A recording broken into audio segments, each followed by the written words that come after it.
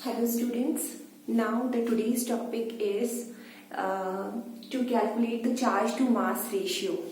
There is an activity, there is an experiment, that is the cathode ray tube experiment. Okay, to calculate the charge by mass ratio, or we can say E upon M ratio of an electron. So J.J. Thomson performed an experiment in 1897. Let's discuss about the construction of this cathode ray tube. So बच्चों, this is a cathode ray tube. Okay. Now इस cathode ray tube में यहाँ पे दो disc like structure metallic disc है, उनको fit किया गया. One was connected to the negative terminal of battery and the other was connected to the positive terminal of the battery. Okay. This is named as anode, which is connected to positive terminal, and the disc which was connected to the negative terminal was the cathode. Okay. Inside this, the gas was present, a lighter gas was filled. Initially, there was these are actually the magnetic and the electrical fields. So, which were placed perpendicular to the direction of the motion of the cathode ray.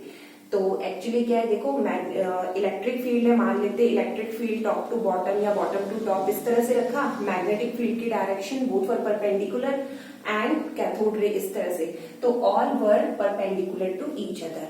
यहाँ पे at the end एक layer बना दी गई, ठीक है, और ये लेयर बना दी गई थी जिंक सल्फाइड स्क्रीन की, जो कि अगर कोई भी पार्टिकल यहाँ पे टकराएगा तो फ्लोरोसेंस है वो क्रिएट होगा.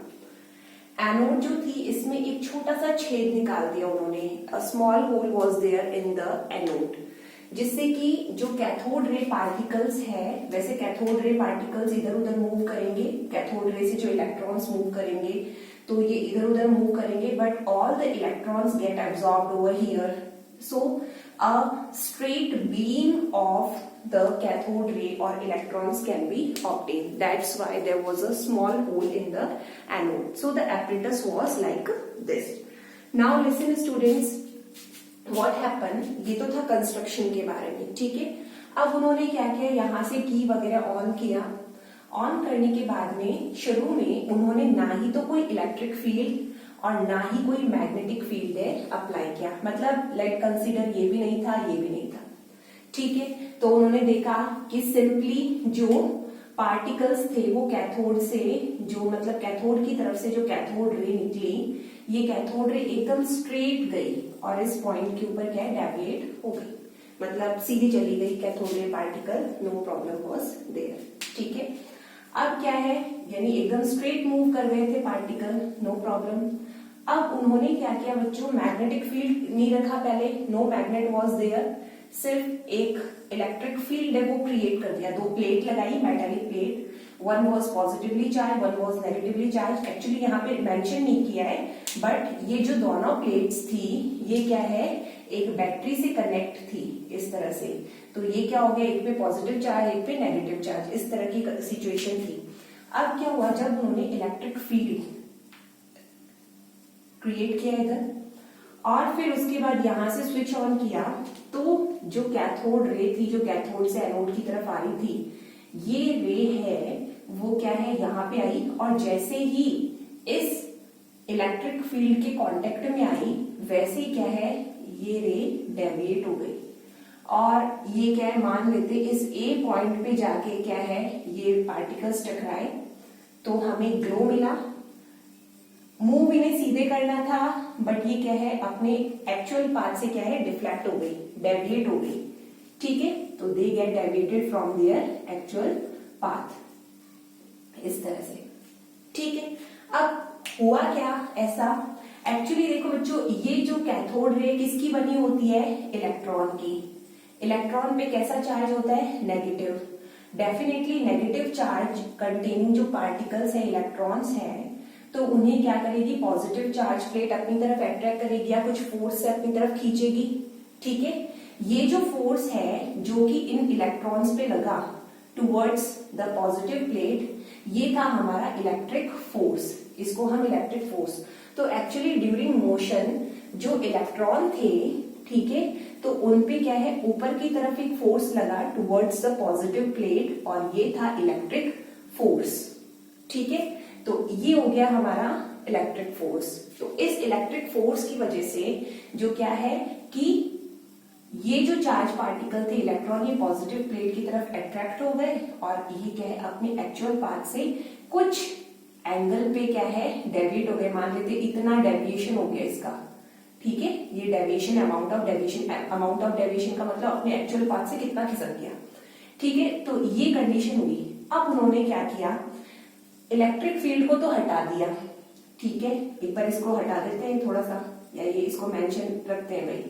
ठीक है, अब हुआ ये कि इन्होंने इलेक्ट्रिक फील्ड को तो हटा दिया बच्चों, और उसके बाद में उन्होंने सिर्फ मैग्नेटिक फील्ड अप्लाई किया। ठीक है, मैग्नेटिक फील्ड जब उन्होंने अप्लाई किया तो एक्चुअली पहले इलेक्ट्रिक फील्ड में तो इधर ही डेविएट हो रहा था, जैसे उन्होंने मैग्नेटिक फील्ड अप्लाई किया तो कैथोड रे थी वो क्या है यहां से नीचे की तरफ डिफ्लेक्ट हो रही थी। Let consider this is point C मान लेते हैं। ठीक है, तो ये क्या है सी पॉइंट पे क्या है डिफ्लेक्ट हो रही थी नीचे की तरफ in the presence of magnetic field, in the presence of electric field ऊपर की तरफ।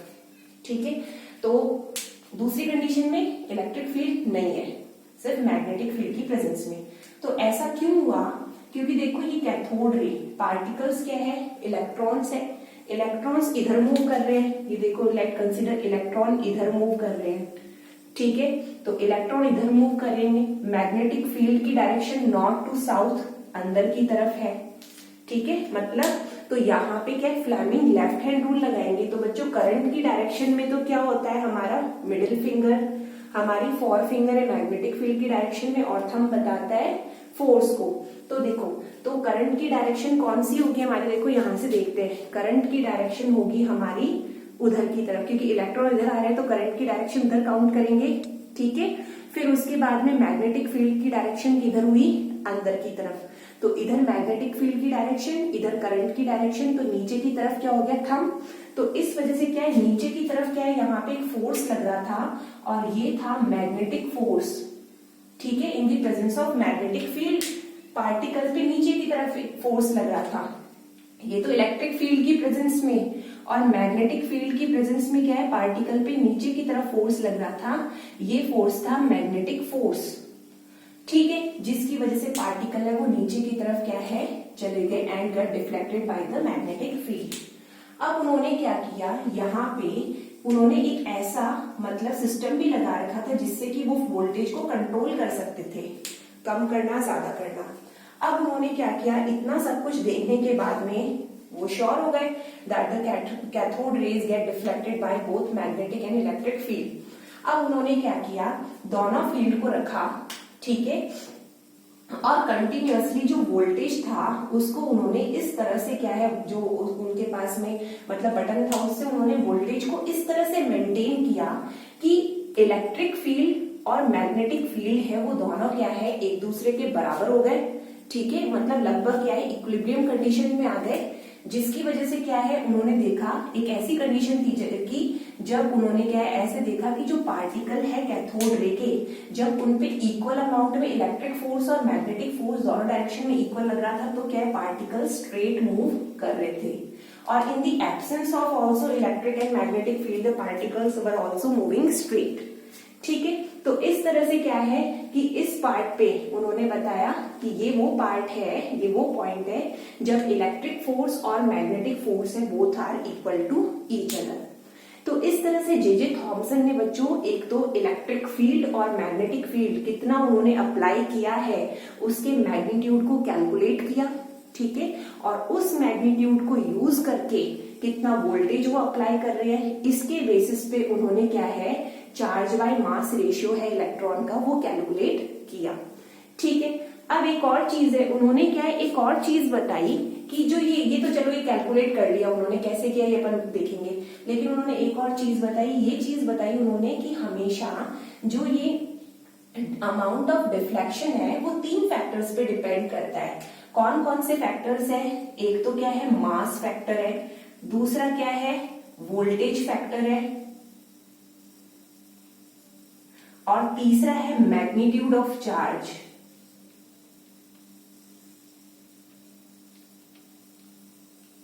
वोल्टेज भी ले सकते हो आप, या फिर आप कह सकते हो strength of electric field and magnetic field strength.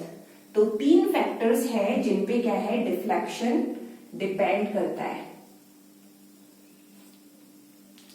ठीक है, तो नंबर 1 तो क्या है, उन्होंने क्या है जैसे बताया कि मास, उन्होंने बताया कि जितना ज्यादा क्या है, जो पार्टिकल्स है उनका मास जितना ज्यादा होगा, डिफ्लेक्शन उतना ही ज्यादा कम होगा। और हमें पता भी है, एकदम इजी उन्होंने कुछ फैक्टर्स है इस चीज से बताए। उन्होंने कहा कि देखो जैसे कि एक पत्थर है, तो पत्थर या एक ट्रक है, एक हमारे पास साइकिल है, तो हमें अगर क्या है कि किसी सड़क पे क्या है कि मतलब टर्न करना है आगे चल के किसी रोड पे, तो हम क्या है, ट्रक को थोड़ा ज्यादा फोर्स लगाना पड़ेगा, या ट्रक के लिए मुश्किल होगा, it will take time. Whereas जो साइकिल होगी वो अल्टीमेटली फटाफट से क्या है, डिफ्लेक्ट कर जाएगी या मूव कर जाएगी। तो यही था कि जिसका पार्टिकल का मास ज्यादा होगा अगर पार्टिकल्स का, तो डिफ्लेक्शन उतना ही कम होता है जितना ज्यादा मास होगा। सेकंड उन्होंने बोला कि इलेक्ट्रिक फील्ड और मैग्नेटिक फील्ड स्ट्रेंथ पे भी क्या है, डिफ्लेक्शन डिपेंड करता है। अगर जितना ज्यादा हम इलेक्ट्रिक फील्ड प्रोवाइड करेंगे तो उतना ज्यादा डिफ्लेक्शन होगा, जितना ज्यादा मैग्नेटिक फील्ड प्रोवाइड करेंगे उतना ही ज्यादा डिफ्लेक्शन होता है। थर्ड उन्होंने बोला मैग्नीट्यूड ऑफ चार्ज, चार्ज जितना ज्यादा होगा तो डिफ्लेक्शन भी क्या है, उतना ही ज्यादा होगा। जितना ज्यादा नेगेटिव चार्ज है वो क्या होगा, कैथोड रेज में होगा, डिफ्लेक्शन भी उतना ज्यादा होगा ऑफ कोर्स। तो जितना ज्यादा क्या है नेगेटिव चार्ज होगा तो उतना ही ज्यादा पॉजिटिव की तरफ क्या उतना ज्यादा अट्रैक्ट होगा। ठीक है, तो ये क्या है, मतलब इस तरह से क्या है कि मतलब क्या है कि इन्होंने ये सारा क्या बताया इसके बारे में। ठीक है, अब हम क्या है इसके डेरिवेशन के बारे में देखते हैं।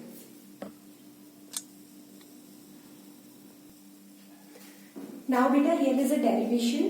Okay, so actually when the object is showing no deflection, the electron is showing no deflection, actually at B point, when both electrostatic force और electric force and magnetic force are equal, और दोनों एक दूसरे के equilibrium condition में आएगी, उस condition में क्या है, इलेक्ट्रॉन कोई डिफ्लेक्शन शो नहीं करेगा। तो उन्होंने क्या है, दोनों फोर्सेस को इक्वल ले लिया। सिंस मैग्नेटिक फोर्स होता है magnetic field B E V, E होता है चार्ज, वी क्या होता है, वेलोसिटी। ठीक है, देन इलेक्ट्रिक फोर्स किसके बराबर होता है, ई इंटू ई, ये क्या है, चार्ज इंटू इलेक्ट्रिक फील्ड। ठीक है, ये कुलाम्स लॉ को ही क्या है, फॉलो कर रहा है। ठीक है, जो कुलाम्स अट्रैक्शन जो आपके फर्दर क्लास में पढ़ोगे, तो इलेक्ट्रिक फोर्स होगा चार्ज इंटू इलेक्ट्रिक फील्ड, और इलेक्ट्रिक फील्ड होता है के क्यू अपॉन आर स्क्वायर। ठीक है, तो जो भी है अपन एक छोटा सा डेरिवेशन इसका देख रहे हैं, हालांकि इसके 2-3 डेरिवेशन है। फिर उसके बाद में देखो इक्वेशन 1 है वो इक्वेशन नंबर 2 के इक्वल है। ठीक है, बिकॉज दोनों फोर्सेस इक्विलिब्रियम कंडीशन में है। तो हम क्या करेंगे, magnetic force is equal to electric force, दोनों की वैल्यूज पुट करेंगे, तो B E V is equal to E V, E से ई कैंसिल हो जाएगा, तो हमारे पास B V is equal to E, और यहां से हमने क्या है, पहली equation that we have calculated the velocity of the electron. Now जितना हम पोटेंशियल अप्लाई करेंगे या जितना वोल्टेज अप्लाई करेंगे या जितना पोटेंशियल कैथोड को मिलेगा, उतना ज्यादा क्या है, आयोनाइजेशन होगा, और इलेक्ट्रॉन्स है उतने ही क्या है, मूव करेंगे। और कैथोड से ही जो पोटेंशियल कैथोड को मिल रहा है, जितना वोल्टेज मिल रहा है, उसी वोल्टेज से इलेक्ट्रॉन्स को क्या मिलेगी, काइनेटिक एनर्जी। तो यानी जितनी पोटेंशियल एनर्जी इलेक्ट्रॉन को मिली, उतनी पोटेंशियल एनर्जी इलेक्ट्रॉन की काइनेटिक एनर्जी में कन्वर्ट हो गई। तो हम लिख सकते हैं the potential energy gained by or provided to the electrons is equal to kinetic energy of electron.